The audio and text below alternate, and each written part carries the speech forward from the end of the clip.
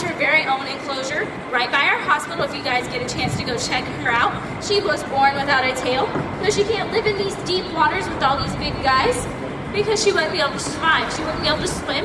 She has her very own shell that she can stand up in, so she can still cool herself off, but she doesn't have the potential to drown.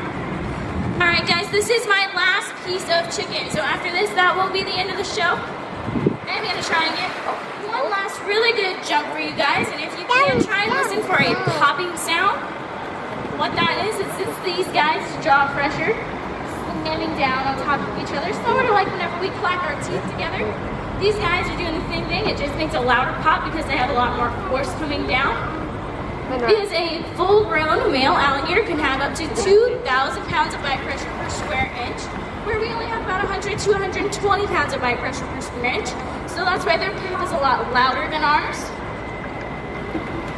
Let's see if we can get one good jump and one good pop. If not, then I will definitely give this to someone else who needs it. I'm going to be quiet so you guys can try and hear that popping sound real quick.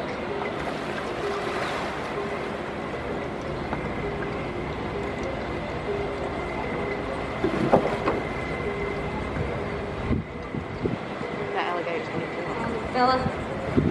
That was such a hard jump for him to do. All right, let's try one more time with this guy down here, and if not, then I'll hand it off to one of these little fellas over here on the side. You guys are getting lazy on me. All right, it goes to the little guy today.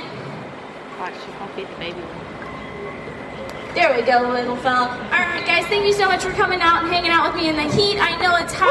Please visit our snack bar for refreshment. Stay hydrated and have a great rest of the day here at Alligator Adventure. If you have any questions or you just want to hang out and talk, I'll be exiting right over here by the albino house.